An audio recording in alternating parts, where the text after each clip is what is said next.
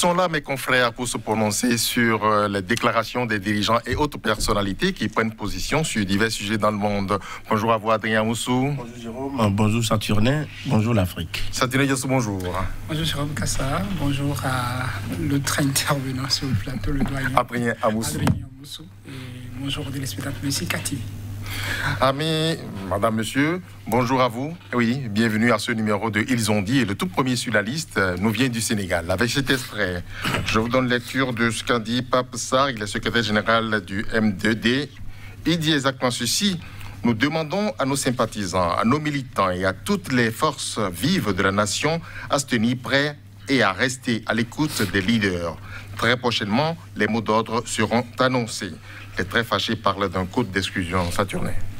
Oui, vous faites bien de chuter par là en parlant de code d'exclusion, parce que l'actualité au Sénégal, c'est que récemment, un nouveau code a été adopté pour régir les prochaines élections. Et il y a quelques articles de ce code-là qui sont à polémique, malgré cette démarche qui avait été menée déjà, puisqu'on parle de dialogue politique avant d'en arriver là, des mois de concertation, pour qu'au finish, opposition et ceux qui sont du pouvoir soient divisés sur des articles qui rendent inéligibles, je vais dire, des personnes qui sont frappées d'une certaine accusation. Vous le voyez ainsi? Oui, puisque nous sommes en matière électorale. Et quand on parle d'élection, il y a des adversaires qui se retrouvent et chacun essaie déjà, et quand on dessine la carte ou le cadre qui va régir ces élections, d'avoir de son côté la chance ou donc des articles, des dispositions qui pourraient lui permettre au jour des élections, rendez-vous des élections, de pouvoir s'en sortir. Donc je pense avoir déjà la chose là, c'est pourquoi je dis vous faites bien de planter le décor. Il s'agit d'élections d'abord, et quand on parle de M2D, c'est qu'on se retrouve encore sur les derniers événements au Sénégal qui ont quand même accouché d'un bilan déplorable. Votre lecture à vous, Adrien? Je partage entièrement le point de vue de Saturnin, en cela que quelqu'un à Dakar tient à se baliser le terrain.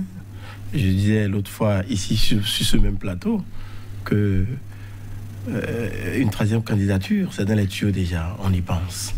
Vous n'êtes pas sans savoir que Sonko, la dernière fois, le mouvement qu'il y a eu a fait peur. Parce que on ne s'était pas imaginé qu'il pouvait y avoir foule dans Dakar, dans les rues de Dakar. Finalement, puisque en Afrique, la plupart du temps, nos parlements sont ce qu'ils sont et que ceux qui sont aux affaires disposent de la majorité, il suffit seulement de donner des consignes, de passer des consignes, révisez-moi telle disposition, et puis c'est vite fait. Vous comprenez bien? Donc, ce n'est qu'une première étape. Il faut vicier les choses, il faut verrouiller. C'est fait à dessein. Oui, il faut verrouiller. Et oui, il faut verrouiller les choses, empêcher les candidats les plus importants de prendre part aux prochaines élections, et plus précisément à la prochaine élection présidentielle, parce que c'est tout l'enjeu.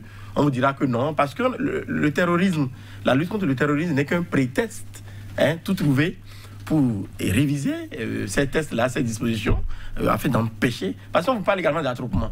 Oh là là, parce qu'on sait ce que cela a donné la dernière fois comme soulèvement à Dakar, quand il s'est agi de faire la fête à Sonko, quand même, sans lui accorder des circonstances atténuantes. Donc c'est pour empêcher justement ces mouvements, parce qu'ils savent bien qu'à y prendre garde, les populations pourraient sortir, prendre d'assaut les rues pour dénoncer ce qui se passe là. Mais ça ne manquera pas, parce que avec ce mot d'ordre là où ça va venir là-bas, ils tiennent le coup souvent. Oh là-bas, c'est pas comme sur d'autres pays où finalement on a tout fait de baisser pavillon. Saturnin, le code dit, le code électoral écarte toute personne condamnée à des peines avec ou sans sursis supérieures à 1 mois de toute compétition électorale. C'est le délai qui va commencer par poser problème, à mon avis. 1 mois, avec ou sans sursis. C'est vrai que quand on va à une compétition de cette envergure, il est souvent réclamé, pas seulement au Sénégal, mais dans beaucoup de pays, qu'on puisse, dans les pièces à fournir un exemplaire, un extrait du bulletin numéro 3 du casier judiciaire, je crois. C'est-à-dire que la compétition n'est pas ouverte à tout le monde. Il faut quand même justifier d'une certaine intégrité pour prétendre briguer la magistrature suprême. Mais d'un pays à l'autre, on essaie de mettre les verrous en fonction de certains objectifs avoués ou inavoués. Aller au Sénégal, parler de 1 mois, je n'ai pas trop connaissance du délai de condamnation dans d'autres pays pour qu'on déclare quelqu'un donc pas éligible ou pas, mais je pense que ça pourrait être, si c'était le cas, inédit, arriver là, et donc à dire 1 mois si vous êtes condamné avec ou sans sursis. Je ne sais pas devant la justice pour quelle condamnation pourrait être coupée d'un délai de moins de 2 mois. C'est-à-dire qu'on ouvre largement pour permettre même à ce que, si on va sur le terrain politique, que devant la justice, on obtienne des condamnations qui atteignent ce délai-là pour qu'on soit frappé d'inéligibilité. Adrien Moussou parlait tout à l'heure de Ousmane Sonko. Nous avons vu tout ce que ça a drainé quand on sait que sur la liste des prétendants, il y a déjà, je crois, le maire qui est off, le maire Khalifa Sall qui est off. Quand on sait qu'il y a Wade qui est également... Wade fils, qui est également off. Et qu'on voit quelqu'un comme Sonko, qui n'était pas aussi connu dans le paysage avant la présidentielle de 2019, je crois, arriver 3e, avec un taux de pourcentage, je crois, 15%. Et qu'on voit que prochainement, il y a d'autres élections qui arrivent et qu'avant ces élections, parce qu'on a essayé d'arrêter celui-là, Ousmane Sonko, il y a eu cette mobilisation qui a amené le président à devoir intervenir pour appeler au calme et à demander à ce qu'on laisse la justice faire son travail et à relâcher les personnes qui ont été emprisonnées suite à la médiation, je crois, d'un chef religieux. C'est qu'on voit déjà un adversaire qui pourrait perturber le jeu prochainement. Encore que quand on a cette carte, quand on a ce branle-bas de combat qui se met en place, il y a là derrière le 3e mandat qui se joue. Le M2D n'a pas caché ça déjà au niveau des premières manifestations. Non à un 3e mandat de Macky Sall. Macky Sall qui est en train de finir un 2e et qui pourrait prétendre d'une nouvelle république puisque la Constitution a été révisée récemment pour dire qu'il serait candidat. Il y a tout ça qui se met déjà en place et on pourrait assister à un bras de fer. Un bras de fer, pourquoi? Parce que le Sénégal est quand même pris dans les cordes. Il y a les prochaines élections, je crois, qui s'annoncent pour janvier 2022. Et dans la disposition de la CEDEAO, c'est que 6 mois avant, il ne faudrait pas qu'on touche au texte qui régisse les élections. Alors on se dépêche? On se dépêche. D'ici le 23 juillet, je pense, on va entamer ce délai de 6 mois. Le mouvement, le M2D, n'est pas sans savoir qu'il y a toutes ces dispositions qui sont là et d'une certaine manière cherchera à mettre la pression. Et quand on dit M2D, il faut rappeler que Ousmane Sonko fait partie du MD2. D'ailleurs, c'est parce qu'on l'a arrêté la dernière fois, c'est dans la foulée que le mouvement est né. Le mouvement n'existait pas avant l'arrestation d'Ousmane Sonko. Donc c'est un mouvement qui s'est formé autour d'Ousmane Sonko, un cocktail qui pour moi est explosif, parce que non seulement il y a des politiques, il y a des acteurs de la société civile et pas des moindres. On retrouve un mouvement comme Y en a marre dans M2D. Et quand on retrouve autour de Ousmane Sonko, un acteur politique et d'autres, des personnes qui tiennent un certain langage, qui sont contre le système, je trouve que le bras de fer pourrait se mettre en place au Sénégal et on pourrait assister à des jours difficiles. Sonko en téléchargement, c'est vrai, Adrien? Bel et bien en téléchargement. C'est là que vous ne serez pas surpris de constater les semaines ou mois à venir qu'il est passé devant le juge finalement, qu'il a été non seulement inculpé mais condamné. Saturnin n'a qu'à se rassurer. Mais avec sursis. Il peut même prendre ça un mois. C'est exprès, c'est à dessein. Pourquoi? Le juge a instruit, c'est ce que vous voulez dire déjà? En tout cas, nous avons décrété les choses. Ah oui, c'est tout un arsenal qu'on est en train d'apprêter là. Vous comprenez bien, on va le condamner. On va le condamner, ça ne manquera pas parce que quand même, comment peut-on se lever un matin dire que bon, on veut lutter contre le terrorisme, on prend cela comme prétexte pour mettre certaines dispositions qui n'en valent pas la peine, alors que les Sénégalais ont d'autres problèmes au quotidien à gérer. Donc c'est pas maintenant, vous comprenez bien. Il faut, comme je l'ai dit, esquinter tous ces politiciens gênants, surtout ces opposants, parce que si on voit qu'en se balisant le terrain, le 3e mandat ne sera pas possible, parce que c'est une hypothèse parmi tant d'autres, mais il faut quand même un successeur de taille qu'on ne pourra nullement battre. Et il faut déblayer le terrain. Il faut lui déblayer le terrain. Parce que, une fois encore, on aura les institutions chargées d'organiser les élections et de proclamer les résultats. Mais pratiquement, ça solde. Vous comprenez bien que les Sénégalais ne sont pas sortis de l'auberge. Donc, c'est pour dissuader ceux-là qui, éventuellement, cherchera à descendre dans la rue que ces dispositions-là ont été prises pour les dissuader. Et on leur dit que c'est pour éviter d'avoir un malpropre à la tête de l'État. Un malpropre qui est sain?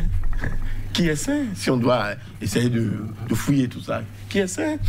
Parce que ce qui me surprend, il y a certains chefs d'État, lorsqu'ils se posent aux affaires, oh là là, ils sont excellents.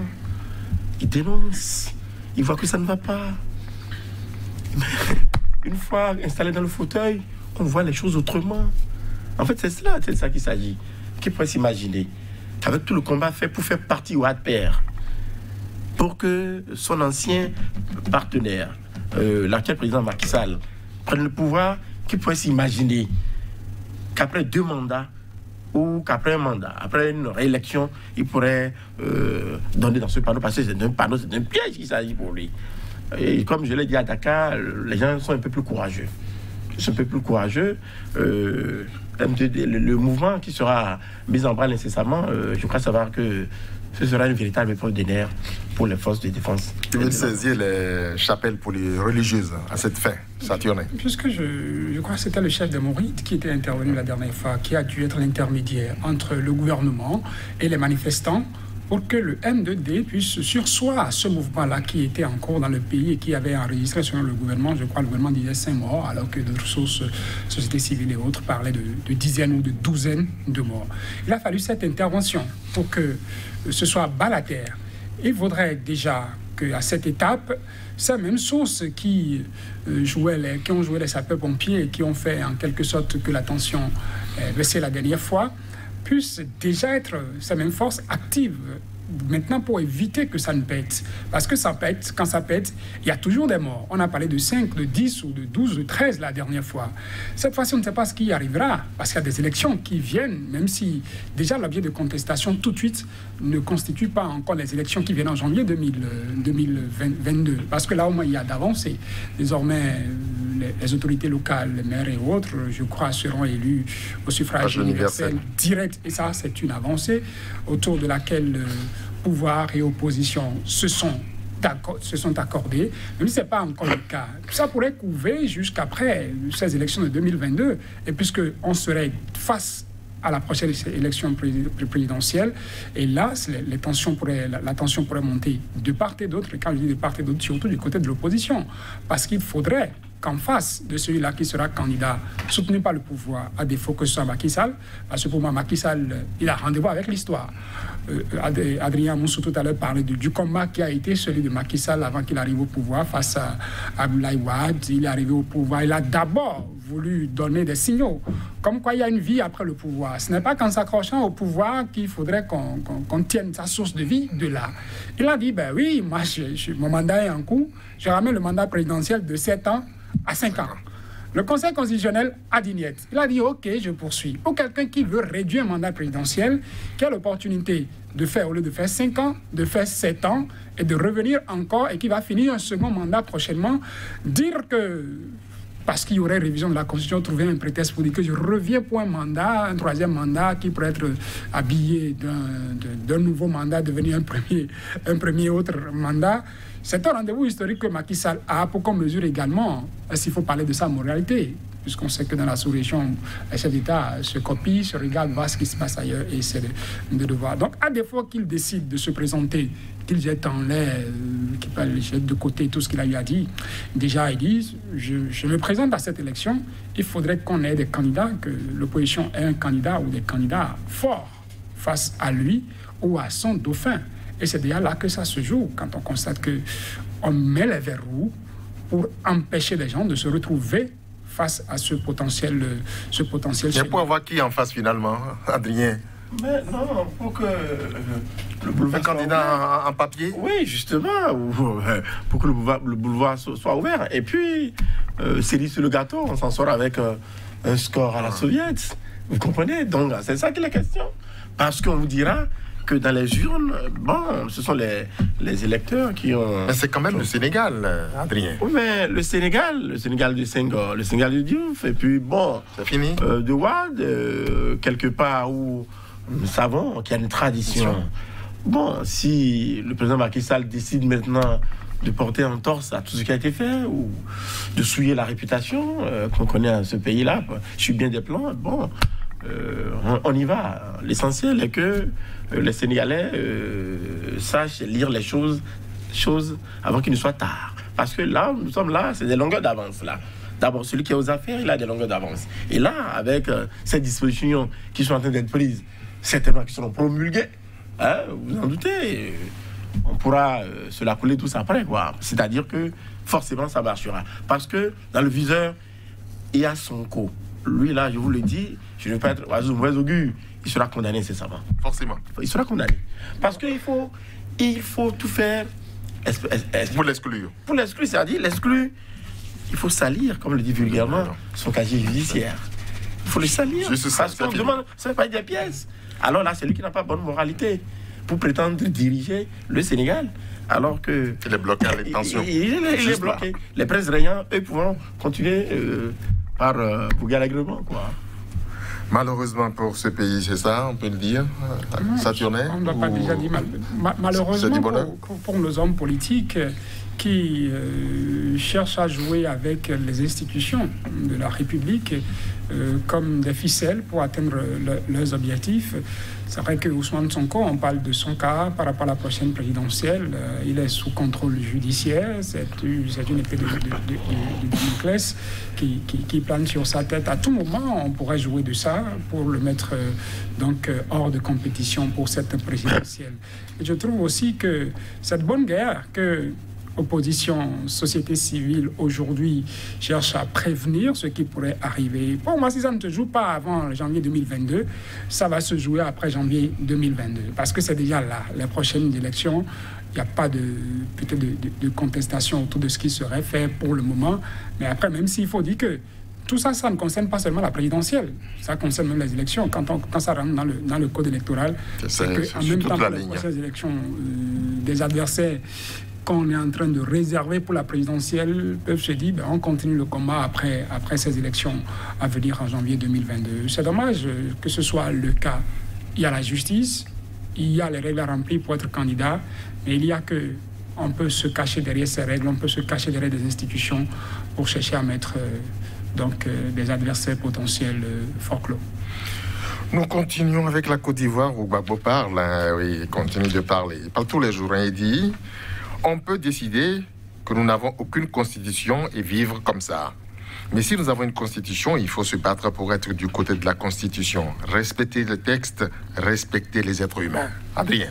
Oui, depuis son retour, vous voyez que de façon formelle, ça s'adresse à celui que vous connaissez. Là que vous n'êtes pas sans savoir. Ici, à qui il parle? Justement, c'est à qui il parle, parce que contrairement à ceux-là qui disaient que oui, Gbagbo étant désormais loin de la Côte d'Ivoire au moment où avaient lieu ces élections contestées relatives à un troisième mandat qu'on a dû forcer, on disait que non, Gbagbo invitait les uns et les autres au calme. Mais non, Gbagbo n'était pas sur le territoire en ce moment. Parce que lui sait qu'en arrivant au pays, il va essayer de dire ce qu'il pense véritablement. Donc vous avez vu, ça n'a pas raté. Et comme vous l'avez dit, Gbagbo, il parle, il continue de parler. Il avait même dit en tant que lui n'est qu'un soldat, non, au garde à vous. Après, certainement, à service, il a dit à reprendre le combat politique. Et ça n'a pas raté. Quand il s'est rendu chez son aîné Henri Konan Bédié, vous avez vu, ça a commencé par prendre corps. C'est dire que les semaines et mois à venir nous réservent d'autres surprises en Côte d'Ivoire. Parce que ceux-là qui ont tout fait de chanter Alléluia au moment où on a annoncé la réconciliation nationale, je leur demande probablement de mémoriser les choses en attendant de voir clair sur le tableau, parce que là, tel que ça se dessine, forcément, la coalition là que Gbagbo et Konan Bédié sont en train d'initier, pourra véritablement faire mal au prince régnant en Côte d'Ivoire, parce que forcément... À propos du troisième mandat, justement, oui. Qu'en dites-vous? Il dit, là, il a été précis. Oui, on a une constitution, on la respecte. Mais c'est dire qu'il n'est pas, en fait, pour le troisième mandat. Justement, il n'est pas pour le troisième mandat parce que... Mais il s'adresse à qui? Au président Alassane Dramane Ouattara? Parce qu'il aurait souhaité qu'il respectât la constitution. Tel n'a pas été le cas. Il avait préparé des dauphins. Mais vous savez ce qui est arrivé, paix à leurs âmes. Donc, finalement, il s'est dit que, bon, n'étant pas préparé à ça forcément, on a dû revoir les choses, il s'est porté à nouveau candidat. Vous avez vu tout ce que cela a engendré. Mais finalement, il s'en est sorti vainqueur. Pourquoi également? Parce que les institutions du compte pouvoir, il tient tous ceux-là qui sont membres. Les institutions d'organiser, les institutions de proclamer. On proclamera à qui? Donc, de sorte que quel que soit le pourcentage, le taux de participation, on s'en fout comme de l'an 40. Il a été proclamé, élu président de la République. Et quand ça se passe, on demande aux forces de l'ordre, aux forces de défense de descendre dans la rue, aux forces de sécurité de descendre dans la rue, allez, mettre tout le monde au respect, et puis on dit qu'il faut respecter la loi de la République. Autant ne pas votre constitution et aller à 1000 mandats, c'est ce qu'il veut dire, là, sa tournée. Quand Gbagbo parle de « nous avons une constitution, il faut respecter la constitution », moi je me demande d'abord de quelle constitution s'agit-il. L'actuelle qui met les compteurs à zéro, ou celle qui était en cours et qui comptait 2 mandats pour Alassane Ouattara et par de fait, par cela, lui interdit de briguer un autre mandat. Celle qui est en cours a permis à Alassane Ouattara de revenir pour un premier mandat, appelons-le 3e mandat, si on est Laurent Gbagbo, puisque Laurent Gbagbo aujourd'hui parle de 3e mandat. Que peut Laurent Gbagbo aujourd'hui face à Alassane Ouattara, qui est déjà en cours de mandat, qui a déjà été investi président de la République et qui exerce ce mandat-là, 3e mandat, 1er mandat pour lui? Qu'est-ce qu'il peut? Est-il toujours dans la contestation de la dernière présidentielle en Côte d'Ivoire, celle de fin octobre 2020? Et si c'est sa logique, contester cette présidentielle, quelle est la finalité, quel est le résultat qu'il souhaite atteindre? Un autre conflit déjà allumé par rapport à ce mandat, on a connu les dégâts, on sait les dégâts que ça a causé avant la présidentielle tenue, pour qu'on ouvre aujourd'hui le chantier de la réconciliation. Pour moi, c'est déjà du lait renversé. Il ne faudrait pas qu'on continue de pleurer là-dessus. Les prochaines échéances, c'est face à ces échéances qu'il faut se positionner. Et Alassane Ouattara semble ne pas avoir trop de marge de manœuvre pour moi. Parce qu'il a désormais sur le territoire ivoirien son adversaire d'hier, avec qui il y a encore de comptes à régler. Parce que quand on écoute Laurent Gbagbo aujourd'hui, il n'a de cesse de revenir sur 2010-2011. C'était lui le président en 2010. Il n'y avait pas autrement. On l'a dégagé et puis on a mis quelqu'un là président. Donc, dans la tête de Laurent Gbagbo, c'est aujourd'hui clair. Encore qu'il a été acquitté par la Cour pénale internationale. Une autre onction qui vient apporter le plus de crédit à l'homme, qui vient en rajouter à sa popularité et qu'on a constaté la dernière fois à son retour, presque intact, en tout cas, à en croire au mouvement de foule que nous avons vu. Et là, donc, sur le territoire ivoirien, Laurent Gbagbo, qui continue de dire « c'était moi le président de 2010 ».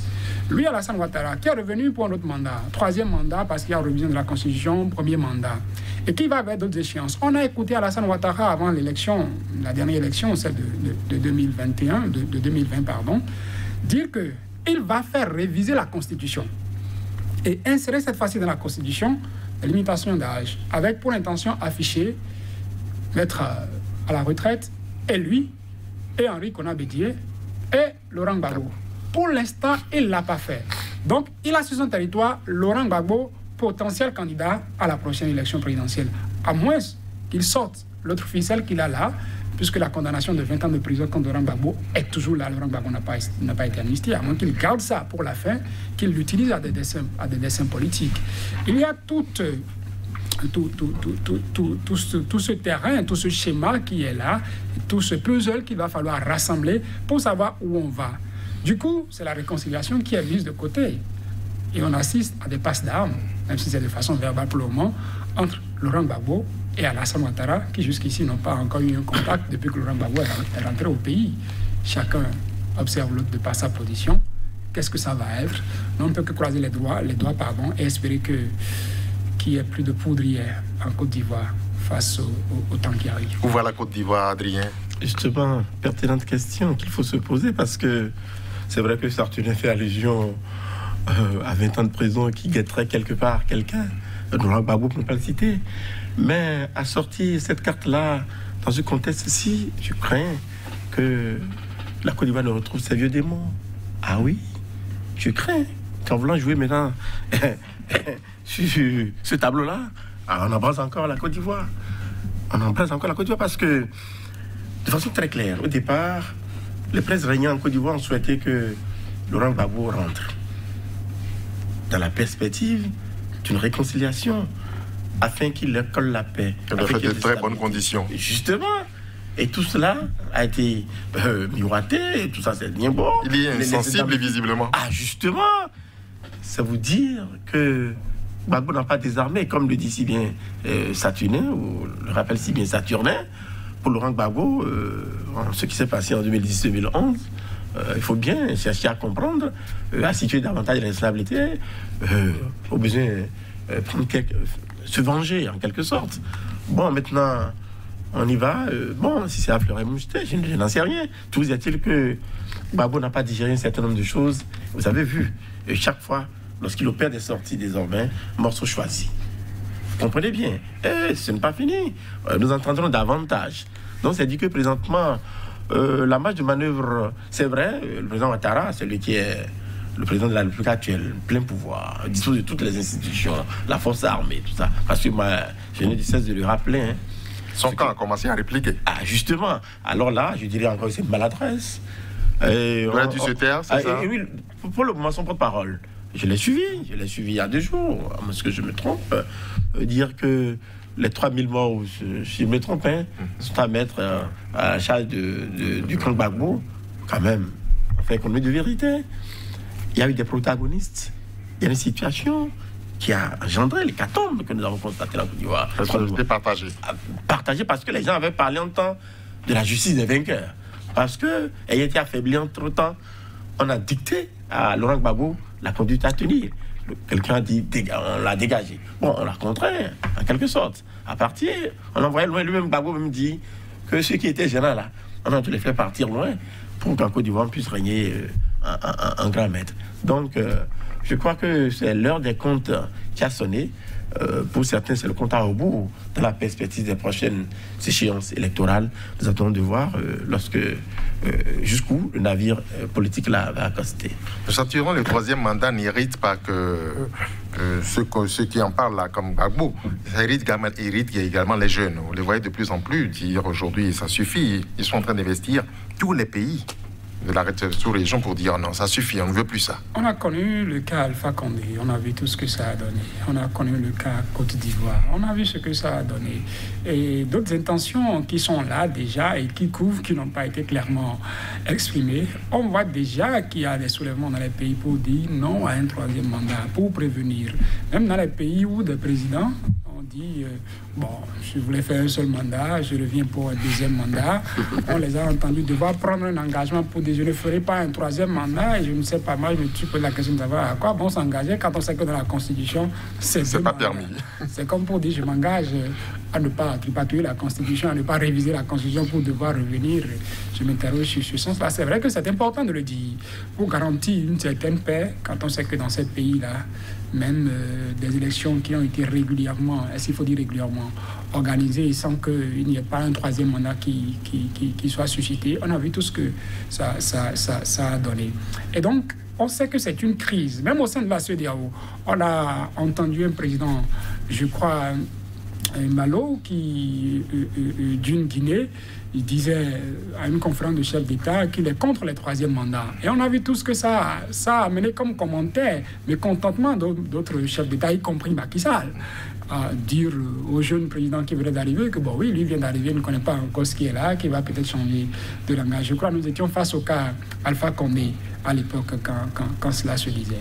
On sait que ça a toujours été source de tension. Alors, pourquoi en arriver là? Pourquoi devoir amener les populations à se soulever pour se retrouver face à l'armée à qui on donnerait l'ordre de tirer sur les populations pour qu'on commence par enregistrer des morts? Donc, il vaut mieux anticiper sur ces cas.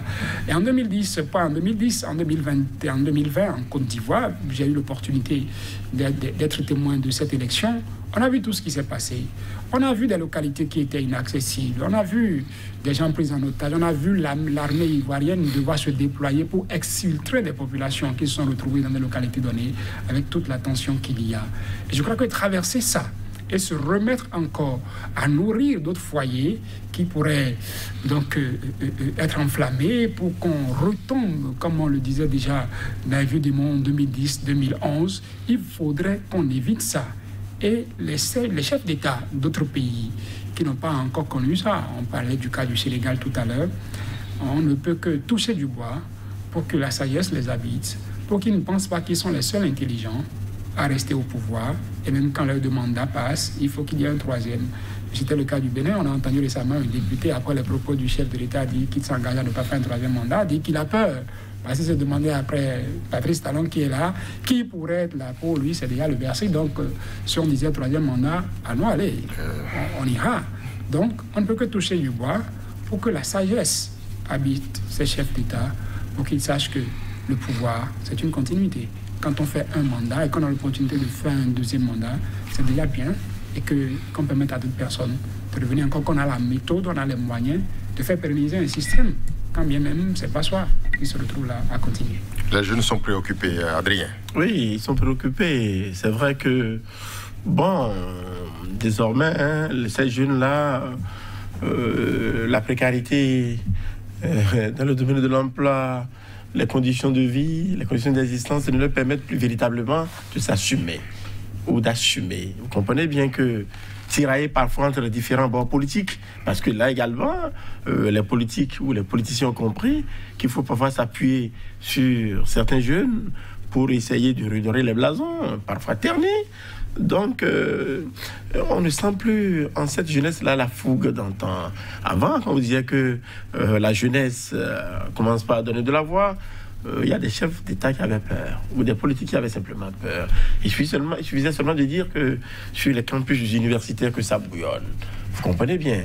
Je me rappelle, hein, dans un pays comme le Bénin, où durant la période révolutionnaire, Mathieu Kérékou tout-puissant à l'époque, mais à l'université, lorsqu'il y avait des mouvements, vous n'êtes pas sans savoir que le régime révolutionnaire était ébranlé.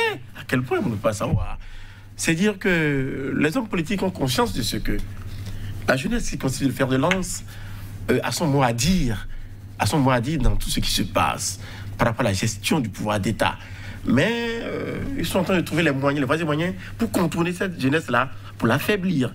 J'ai dit parce que, exprès, dans certains pays africains, on ne crée pas les conditions idoines qui faciliteraient l'existence à cette jeunesse-là, parce qu'on s'est dit qu'en entretenant la précarité dans laquelle elle vit, on pourra bien la manipuler à dessein afin d'atteindre les objectifs. Vous comprenez bien? Donc, il y a des stratagèmes ou des plans qui sont échafaudés pour contenir cette jeunesse-là. Parfois, on va même jusqu'à susciter par des mouvements de jeunesse, mais de cette façon stratégique. Pour vous montrer que vous voyez, il y a la liberté, la jeunesse manifeste. Bon, une partie de l'opposition manifeste, vous voyez bien, les libertés et les droits sont reconnus, sont respectés. Et puis après, vous comprenez que... Mais là, ils parlent aux chefs d'État eux-mêmes. C'est la bonne adresse, non? Oh, mais c'est la bonne adresse, mais... Le président ne fait pas ça. C'est vrai que le temps d'une déclaration... Le temps d'une déclaration, ça pourrait faire tilt dans leur tête, ces chefs d'État-là. Mais puisqu'ils savent que ce n'est pas forcément cette jeunesse-là qui organise les élections, ce n'est pas cette jeunesse-là qui contrôle les institutions chargées de proclamer qui sont élus présidents de République, oh là là, on s'en fout comme de l'an 40. En fait, c'est ça que les questions. Parce qu'aujourd'hui, dans la plupart des pays africains, c'est la norme. Hein. On contrôle les institutions, on contrôle l'armée, on contrôle la justice. Et tout est réglé. La jeunesse n'a qu'à aller se faire voir. Moi, je ne dirais pas que jeunesse n'a qu'à aller se faire voir. Je ne dirais pas ça. Parce que les récentes manifestations, même en Afrique du Sud, pour sortir un peu d'ici, pour donner un exemple, ont montré qu'il y a des frustrations au niveau des jeunes qui n'ont peut-être rien à voir avec la politique, qui ne s'intéressent pas à qui est là, qui fait quoi, mais qui ne demandent qu'à s'en sortir, pouvoir avoir un gagne-pain, un boulot, ne pas devoir différer les repas de la journée et sortir de la précarité en un mot. Et lorsqu'il y a un conflit politique, un champ de bataille politique qui est là et qui s'ouvre, mais ça en profite. On a écouté des gens en Afrique du Sud, par exemple, qui ont dit mais on s'en fout de Jacob Zuma, qu'il aille croupir en prison. On s'en fout de celui qui est là. Nous, on a l'opportunité de piller des magasins. Ne pensez pas que nous, ce que nous sommes en train de faire est lié à la détention de Jacob Zuma. On veut manger. Que les gens du KwaZulu-Natal se tuent pour lui, nous voulons manger. Donc, eux, ils font ça à cause de la précarité. Et que les dirigeants n'oublient pas qu'à chaque fois qu'il y a ça, il y a une récupération. il y a des frustrations qui sont exprimées d'une manière ou d'une autre. Des gens qui en voulaient déjà à quelqu'un parce que, oui, il avait déjà fait ci, ils en profitent. Ils rentrent dans cette brèche-là. Et c'est ce qu'il faut éviter. Parce que quand ça va commencer, on ne maîtrise pas toujours les différents acteurs qui pourraient s'imbriquer, et donc permettre à ce que ça prenne de l'ampleur, que ça enfle, jusqu'à ce qu'on commence par tuer des gens. C'est ça qu'il faut éviter. Et éviter d'en être responsable, c'est déjà ça. Ne pas se dire, moi, je reviens. Parce qu'on dit je reviens, il y aura de la contestation. Et quand il y a de la contestation, c'est du pain béni, c'est une opportunité pour des gens. C'est une honte pour ces chefs, non? Que ces jeunes-là viennent leur dire arrêtez. Oui, je disais tantôt que, bon, ça pourrait faire tilt le temps d'une déclaration des jeunes, d'une prise de position. Et, ben, je vais rappeler, les jeunes ne sont pas tous autant courageux qu'on le pense. C'est vrai, il peut y avoir des exceptions.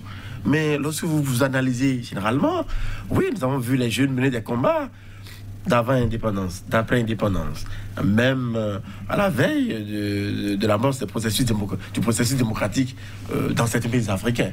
Mais après ça, vous avez vu, avec l'avènement du nouveau démocratique dans certains pays d'Afrique, vous avez vu comment est-ce que les politiques ont commencé par récupérer à leur manière la jeunesse. En fait, c'est ça qui est la question. C'est celle-là même qui est réveillée aujourd'hui pour dire attention, oui, dans certains pays, vous avez vu à Dakar, c'est vrai que la jeunesse a fait peur la dernière fois qu'on a été obligé maintenant de venir réviser des dispositions. En fait, c'est ça qui est la question. Et chaque fois qu'on a les institutions aux ordres, on peut tailler les lois en conséquence. Parce que très prochainement Dakar, c'est pour dissuader la jeunesse en fait. Parce que on dit attroupement. Il faudrait suffire qu'on vous assimile, on assimile encore l'attroupement. On vous prend. On prend 20 jeunes, 50, et puis l'autre dira ah, c'est pas moi qui va descendre encore dans la rue, foutre-le dans la rue pour qu'on me prenne. En fait, c'est ça qui est la question. Pas que la jeunesse n'ait pas envie de réagir, de bouder ce qui se fait. Parce que si véritablement on devait permettre à la jeunesse de s'exprimer dans la plupart des pays africains, les chefs d'État entendront, et ils entendront davantage. Donc, ça veut dire que les uns les autres, une fois aux affaires, ils ont leur schéma, ils ont leur stratégie, ils veulent bien dérouler avec un œil sur la jeunesse. Et je vous ai dit les différentes formes, les différents systèmes grâce auxquels ils récupèrent la jeunesse. Ils la manipulent parfois, leur liste. Nous continuons avec la RDC et d'ici qui parle... c'est Noël Tiani, ancien candidat à la présidentielle. Il dit quoi? Ne peut être candidat président de la République que celui qui est né de père et de mère congolais. Ma proposition vise à verrouiller l'accès à la fonction qui doit être réservé exclusivement aux Congolais nés de père et de mère congolais. Ça tourne. C'est comme des dispositions qui viennent à la mode, parce qu'avant de venir ici, je crois avoir jeté un coup d'œil également dans les constitutions. Pour le thème qui est utilisé, c'est être exclusivement du pays. Être exclusivement du pays. On pourra interpréter en son temps pour dire être exclusivement d'un pays, c'est quoi? Et on dira être de père et de mère. Et d'arrière-grand-père. Et moi, je me dis, on se retrouve comme face à un deux poids, deux mesures. C'est comme s'il y a de demi-citoyens dans ces pays-là. Quand il faut honorer ses engagements, quand il faut honorer ses devoirs vis-à-vis de la nation, on ne trouve pas qu'on n'ait pas de père ou de mère originaire de ces pays, pour ne pas dire du Congo, pour le cas d'espèce. Et c'est lorsqu'il s'agira des fonctions de ce genre, être président de la République, qu'on dira oui, il faut que vous soyez père et mère congolais. Et il faudrait qu'on s'inspire aussi de ce qui se passe dans des pays donnés. Nous savons ce que la fête d'ivoirité a donné en Côte d'Ivoire. Et c'est comme si on semble bafouer cette règle qui dit que les mêmes causes produiront les mêmes effets. Déjà, il y a des gens qui se retrouvent dedans. Il y a de potentiels candidats qui ne sont pas de père et de mère congolais et qui sont dans l'arène politique en RD Congo et qui vont d'une manière ou d'une autre chercher à faire échec à cette disposition. Quelles que soient les bonnes intentions qu'on mettrait derrière, encore qu'on pourrait interroger la pertinence de cette disposition. Il faut être de père et de mère originaire du pays avant d'être président de la République. Est-ce parce qu'on veut éviter que, une fois au pouvoir, qu'on soit penché à servir d'autres intérêts du pays dont le père ou la mère serait originaire ou pas?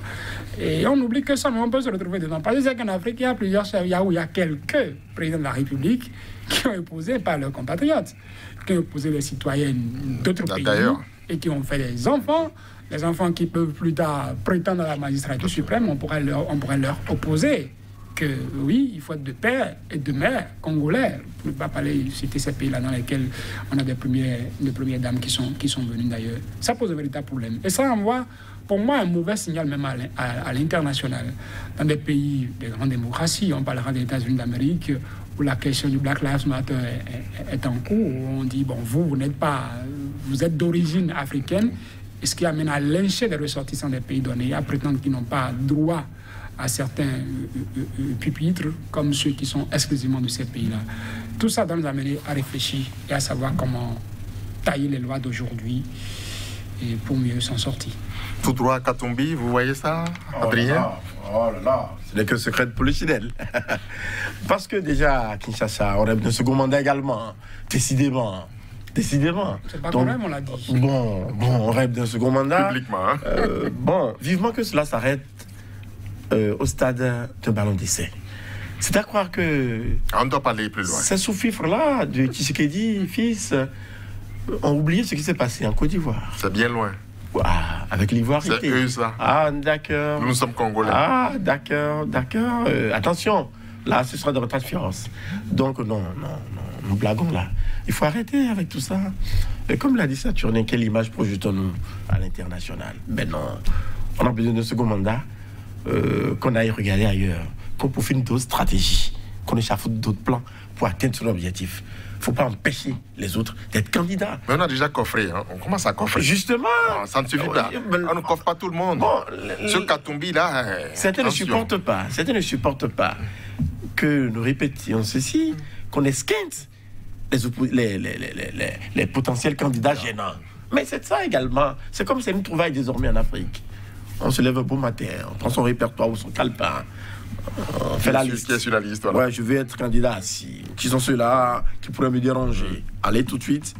Bon, fouillez les dessous. Ils n'ont pas d'affaires, ils vont quoi? Mais Katumbi a aidé à venir au pouvoir. Ah, justement, mais je dis malheureusement que ce sont ceux qui aident à venir au pouvoir qu'on est prêt à croquer à belles dents. Ah bon, on dit que ce sont les arcanes de la politique, ça. En tout cas, nous verrons bien à Kinshasa, les uns les autres ont compris déjà le jeu. Bon, nous attendons de voir si véritablement cela va prendre. C'est vrai qu'ils ont désormais la majorité au Parlement. Et toujours les parlements. Responsabilité, devoir. Des institutions. Le Parlement, on a bien dit le Parlement. Déjà qu'une majorité est acquise. On a fait même des véhicules, hein. On met dans les conditions déjà. Donc, nous attendons de voir le débat ayant trait à cette proposition-là au Parlement. Fayoulou, Bemba, ils sont là. De père et de mère. C'est sans oublier que oui, de père et de mère, il n'y a pas que. Gêné. Il n'y a pas que. Il y a d'autres personnes qui sont là. N'oublions pas que cette union qu'on observe à la tête du pays avec le revirement de Tshisekedi qui a dû lâcher son ancien allié, qui lui a permis d'être au pouvoir, et n'a pas été concrétisée. Sans ceux-là, n'oublions pas que Tshisekedi allait rencontrer ceux-là, les a même reçus, sauf de ma part au palais, en tout cas, pour un déjeuner ou un dîner. Et déjà, on voyait ces signaux, ça pourrait déjà fragiliser du côté de l'Assemblée nationale, du Parlement, parce qu'on n'a pas pu démettre les pro-Kabila sans l'intervention de ceux-là. On sait que c'est des puissants, c'est des hommes politiques aussi, c'est des hommes politiques, oui, mais il y a des hommes d'affaires parmi eux qui ont mis des moyens à disposition. Et quand ils observent qu'un partenariat est en train d'être remis en cause, là tout de suite, parce qu'on aurait, même si on ne le dit pas, on verra ça, qu'est-ce qui pourrait donc justifier cette opportunité de ramener dans les tests qu'il faut être de père et de mère congolais pour pouvoir être candidat à l'élection présidentielle? Qu'est-ce qui justifie? Quel est le problème qu'on veut régler? On dit quoi? Que la constitution de la RDC stipule en son article 10 que la nationalité congolaise est soit d'origine, soit d'acquisition. Elle est d'origine si l'un ou l'un des deux parents sont congolais. Et nous voulons nous assurer que nous n'allons pas permettre l'accès aux fonctions de la souveraineté à des gens dont on n'est pas sûr de la loyauté. Non, la loyauté, ça ne se mesure pas à la nationalité. on a des nationaux purs bontins qui arrivent au pouvoir et les exemples on peut en donner à foison sur le continent africain. Donc il ne suffit pas d'être de père et de mère congolais pour être loyal, pour pouvoir se diriger les affaires comme la majorité aurait souhaité que les affaires soient conduites pour le bien de tous. Donc qu'on le veuille ou pas, on trouvera derrière des intentions politiques avec un président de la République qui veut revenir pour un second mandat, qui a dit clairement qu'il ne va pas cracher là-dessus, qui va chercher quand même à gérer les leviers, à contrôler ses adversaires aussi. Qu'on le veuille ou pas, il y a ça. Et je crains que Félix Tshisekedi ne soit face à un autre front qu'il va allumer, en plus de celui Kabila, qui était déjà là et qui l'attend au prochain tournant. Et ça peut l'emporter, c'est ça? Je ne dirais pas que ça peut l'emporter, même si ça doit l'emporter lui en tant qu'individu. Qui est-il, Félix Tshisekedi, face au peuple congolais? Il faut que l'intérêt général puisse prévaloir de tout autre intérêt qui soit des intérêts particuliers, c'est ce que moi je dirais. Mais le camp Katumbi dit déjà, attention, ça ne passera pas. Parce que chez chaud décriant l'eau froide, vous comprenez bien que Katumbi avait également rêvé de devenir président de la République la dernière fois. Bon, finalement, les choses se sont passées autrement. Et il se dit, il est à l'affût, certainement, attendant avec beaucoup d'impatience la prochaine présidentielle. Donc, l'autre ayant, celui qui est maintenant dans le fauteuil ayant déjà annoncé les couleurs, vous comprenez bien que Katumbi, du côté de Katumbi également, non fourbisse déjà ses armes dans cette perspective-là. Je crains également que une autre coalition, à l'occasion de la présidentielle, ne soit érigée contre le président Tshisekedi. Ça pourrait même être une coalition contre nature, mais ne serait-ce que pour briser son rêve d'un second mandat. Parce que là, nous sommes en RDC, c'est différent des autres pays. Et c'est vrai, il a beau avoir quelques institutions, mais ce n'est pas gagné d'avance. Dans d'autres pays, dans certains pays, non, c'est gagné d'avance. On est sûr de son fait. On est sûr. On attend le jour, on attend la date, on organise, on remplit les formalités, on déroule, on est sûr. Bon, on a déjà même le score, les résultats avant même l'élection. On attend de remplir les formalités. Mais dans certains pays comme la RDC, les choses ne se passent pas comme ça. Saturne, nous sommes au Niger, entre le Niger et le Mali. Bon, il semble que ça ne va pas fort, hein. Alors, c'est le président Bazoum qui parle. Il ne faut pas permettre que des militaires prennent le pouvoir parce qu'ils ont des déboires sur le front où ils devraient être. Si des colonels deviennent des ministres et des chefs d'État, qui va faire la guerre à leur place, il demande. Ça serait facile que chaque fois qu'une armée dans nos pays a des échecs sur le terrain, elle vienne prendre le pouvoir. Bazoum fait boum, là, on peut dire, non? Pour moi, c'est qu'il révèle également les dessous de la prise de pouvoir par les militaires du côté du Mali, puisqu'il s'adressait essentiellement au Mali. Est-ce que c'est parce que sur le terrain de la lutte contre le terrorisme, le Mali a jusque-là échoué, puisque les terroristes continuent de faire fureur, de semer la terreur dans ce pays, que ces militaires sont arrivés au pouvoir? Et même s'ils sont arrivés au pouvoir, depuis que la transition a été installée, le Mali n'est pas resté sans connaître d'attentats. D'attentats djihadistes, on en enregistre souvent. Donc pour moi, c'est qu'il révèle les dessous. Il est président de la République, il se retrouve dans un milieu donné, encore que nous sommes dans le G5 du Sahel, à un moment donné, c'est qu'on révèle ces dessous-là. N'oublions pas que Mohamed Bazoum est en train de tenir ses propos à Paris, aux côtés d'Emmanuel Macron, dont on connaît la vie sur la transition au Mali, avec tout ce qui s'est passé récemment. Donc, c'est une déclaration sincère a priori, mais qu'on pourrait dire intéressée par la suite. Intéressée par la suite, et ça pourrait amener à interroger ces quitus qu'on donne parfois. Quand ils se sont retrouvés au niveau du G5 Sahel, ils ont bien apporté un soutien à d'autres personnes qui sont devenues présidents, mais militaires. Je vais parler du cas du Tchad. Et quand on parle du Mali, tenir ses propos, c'est vrai qu'il faut que les militaires restent dans les casernes. Mais le dit comme ça crée bien des frustrations. Et je pense que le gouvernement malien n'a pas manqué de réagir en interpellant l'ambassadeur du Niger au Mali pour déjà dire sa protestation à propos. Nous attendons de voir la suite, puisqu'on connaît déjà la version de Mohamed Bazoum pour les militaires au pouvoir. Lui aussi vient d'arriver. Avant votre commentaire, est-il dans le vrai Bazoum? Oh, pas tout à fait. C'est là que... Moi, je suis tenté de me poser la question de savoir quelle mouche l'a piqué. Oh, ce n'est qu'un minute, ce n'est qu'un détail. il n'a fait que dire ce que tout le monde sait. Les gens ont condamné la prise du pouvoir par les militaires au Mali. Les gens savent bien que Assimi Goïta et sa troupe ne sauraient à eux seuls contenir les djihadistes de la région. Donc non, il aurait pu faire une déclaration parce que c'est vrai que Bamako a répliqué. Il fallait s'y attendre. Je crains que par rapport aux relations du bon voisinage et autres, parce que faisant partie d'un même ensemble, surtout par rapport à la croisade contre les djihadistes, je crains qu'il y ait parfois des frictions ou certaines réserves, vous comprenez bien, à moins qu'il ne fasse à une autre occasion amende honorable, parce qu'on pourrait dire que, bon, non seulement il vient d'arriver, comme il a la protection de la France, il veut bien aller dans le même schéma. Attention. La CEDEAO a béni Goïta, sous ses yeux. Justement, ils étaient allés à une rencontre. Pourquoi, à cette occasion, il n'a pas posé le problème? Il ne l'a pas dit, que vous comprenez bien. Donc, je ne sais quelle mouche. Excusez-moi, c'est un chef d'État. C'est une expression quand même, quelle mouche l'a piqué pour faire cette déclaration. Parce que il a mieux à faire au Niger, où on continue, les djihadistes continuent de dicter également leurs lois dans certaines régions du pays où les populations civiles sont tuées. Et c'est le désespoir. C'est-à-dire qu'un chef d'État, ça ne parle pas n'importe comment, ça, tu n'es? Ça ne parle pas n'importe comment, mais ça ne manque pas quand même qu'on puisse exprimer sa préoccupation, qu'on puisse donner son point de vue face à certaines questions. C'est vrai que ce n'est pas trop prudent diplomatiquement parlant de devoir se prononcer sur la gestion des affaires d'un pays qui plus est un pays qui se retrouve dans ce siècle-là, puisqu'on parle du G5 Sahel. D'autres personnes auraient préféré ne pas déclarer publiquement leur position personnelle sur ce sujet de la prise de pouvoir. Vous parliez de la CEDEAO tout à l'heure, également, qui a dû se plier. Moi, je dis qu'il a dû se plier. Pourquoi? Parce que... C'est le mot, c'est le mot.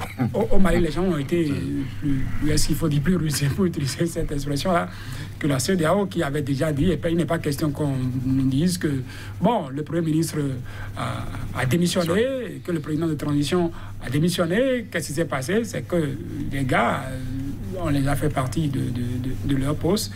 Et puis en même temps, la Cour constitutionnelle a donné acte à la nouvelle autorité qui est là pour dire nous reconnaissons Assimi Goïta comme étant désormais le président de la transition. Avant que la CEDEAO arrive, on lui a coupé l'herbe sous les pieds, comme on le dirait. Donc la CEDEAO a dû se plier.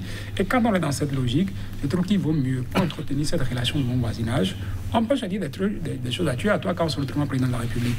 De devoir le dire à cette tribune, même si c'est pour faire plaisir à la France, d'autant qu'on a la position, encore une fois, il fallait avoir ces réserves-là. Nous allons boucler par le Sénégal, Adrien. Combattre l'injustice faite aux femmes, surtout le viol. On l'a criminalisé, mais son application n'est pas effective. Une loi est faite pour être appliquée et donc pour rester dans les tiroirs, comme Bandiaï, activiste humaniste et féministe, l'a dit au Sénégal, par rapport à la pédophilie ambiante, le viol ambiant dans ce pays. Moi, j'aurais même souhaité que au niveau du Parlement sénégalais, l'on se penche. C'est encore mieux, là. Ce cas-là, oui, justement, c'est encore mieux. Parce que c'est un fait réel de société où parfois certains sont impuissants par rapport au phénomène. C'est le travail qu'ils ont à faire, ça. Que de vouloir toiletter des tests, bon, pour faire plaisir, ne serait-ce à une minorité, à quelqu'un ou à une minorité de compatriotes. Mais c'est ça, le vrai débat de société qui vaille et sur lequel il devrait pouvoir se prononcer et prendre des mesures hardies pour décourager à jamais ces gens de pratiquer phénomène. On ne fait pas, on laisse de côté, et puis c'est la politique parce que là, on sait qu'on a ses intérêts, quoi. Ça se cache. Qu'est-ce qui explique cette propension des hommes à faire ça, Saturnin?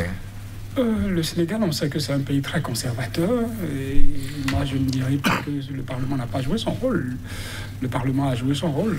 Adrien dit qu'ils ont mieux à faire.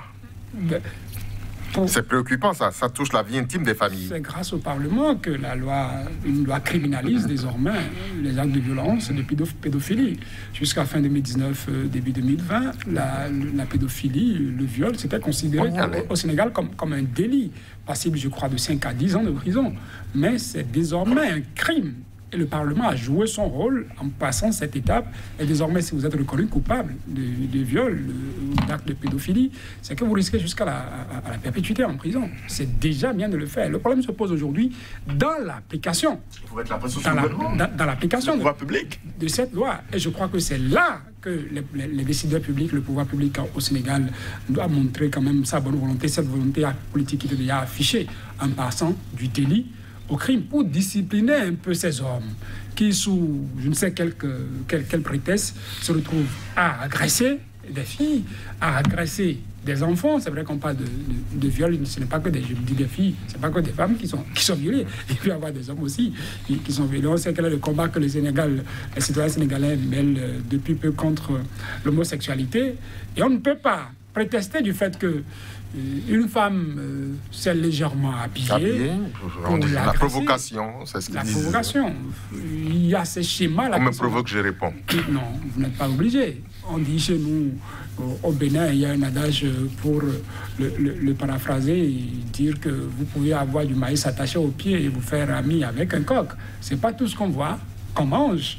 Vous pouvez voir une femme passer, mais contrôlez-vous, chers messieurs. Vous n'êtes pas obligé de tirer sur tout ce qui bouge. Elle s'est habillée. Si son habillement touche les mœurs, je crois qu'il y a une police qui existe et qui doit réprimander ça. Ce n'est pas avec votre sexe que vous allez commencer par tirer pour vous régler des comptes. Et il faudrait qu'on passe à cette étape vraiment d'application de cette loi. Je crois que si on l'a fait, j'ai lu tout à l'heure un document du ministère de la Justice sénégalais qui disait que depuis que cette loi a été adoptée, depuis que c'est devenu un crime, je crois qu'il y a plus de 500 ou 512 affaires de viol et de pédophilie déjà enregistrées au Sénégal. Je trouve que quand on va en prendre une ou deux personnes à qui on va appliquer cette loi, ça servira de leçon, ou comme on dira dans un pays comme le Nigeria, que coupable de viol, puis on peut en arriver jusqu'à vous castrer, je pense.